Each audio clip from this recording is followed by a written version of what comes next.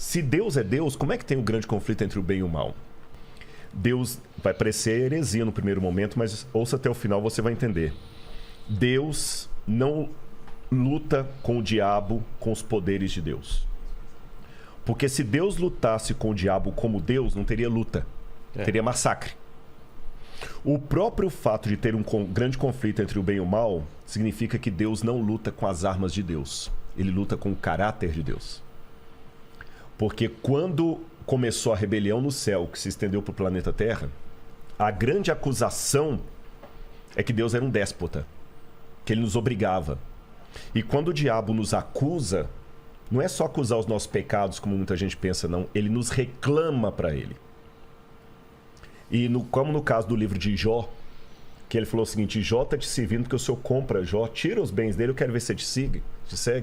Deus deixou Jó sofrer para mostrar para o universo que Deus não obriga, Deus não é um ditador. E no final das contas, o bem vai vencer o mal, não com superpoderes de Deus, Marvel, mas sim com o caráter de Deus. Porque Jesus, por exemplo, venceu o mal quando ele estava mais fragilizado, na cruz do Calvário. E tem um texto, André, que você deve depois procurar a Bíblia para ler, Filipenses 2, verso 5, que para mim é uma das teologias, lembra que eu falei de cristologia, uma das mais bonitas, que é a teologia do esvaziamento. Paulo fala o seguinte: tenham em vocês o mesmo sentimento que houve também em Cristo Jesus. Porque ele, vivendo na forma de Deus, não ficou agarrado ao fato de ser Deus. Pelo contrário, a si mesmo ele se esvaziou. Aí no grego tem uma palavra que é gnosis, assumindo a forma de servo, vindo viver entre nós, e como servo tendo morte e morte de cruz. Aí o texto continua dizendo: por isso o Pai o exaltou sobremaneira. Ele deu um nome que está acima de todo nome. Quando eu li isso a primeira vez, eu falei assim: peraí, parece que os testemunhos de Jeová tem um ponto aqui. Porque se Jesus é Deus, por que o Pai tem que dar um nome para ele acima de todo nome se ele já tem? A questão é o seguinte: até a cruz, Jesus era Deus por natureza. Mas com o que ele fez na cruz do Calvário, ele é Deus por natureza e por honra ao mérito. Ele é Deus e merece ser Deus. Se tivesse vaga para Deus no universo, o único ser capaz moralmente é Jesus. Porque é fácil ser Deus quando você tem os poderes de Deus, mas manter a nobridade, o caráter de Deus, quando você está temporariamente destituído daquela glória, é que é a questão. E ele venceu com a fraqueza, ele venceu com o caráter.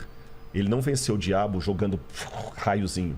E aquele fogo de enxofre que vai vir consumir os ímpios no final, não é Deus mandando raiozinho ali, brincando, não. Ele se afastando, respeitando a decisão que eles tomaram.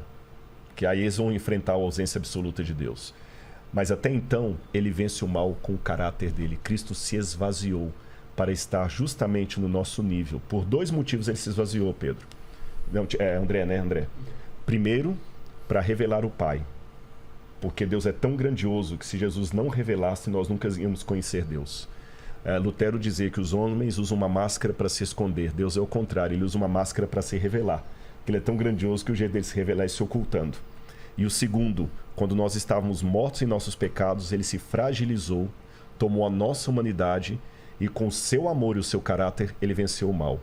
Essa é a maior prova de que ele é poderoso. Porque poder não é você usar algo que você pode para arrebentar o outro. É você poder fazer isso e não fazer.